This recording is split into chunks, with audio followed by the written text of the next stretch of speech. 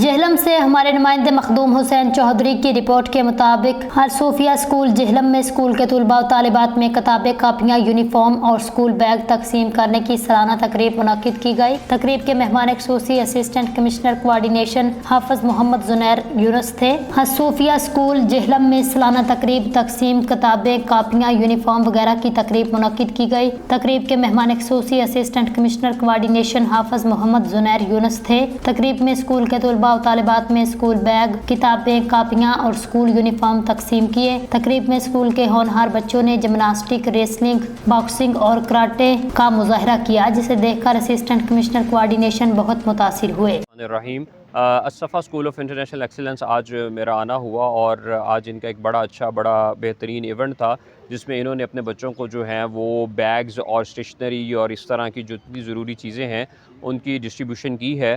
اور میں نے اوورآل ان کی ایڈمنسٹریشن کو دیکھا ہے اور بڑا اچھا یہ اسکول کا نظام چلا رہے ہیں، اور جو marginal section of the society ہیں، جو ہمارے سوشو اکنامک کلاسز میں بچے تھوڑا پیچھے رہ جاتے ہیں، ان کو یہ فری آف کاسٹ ایجوکیشن بھی دے رہے ہیں۔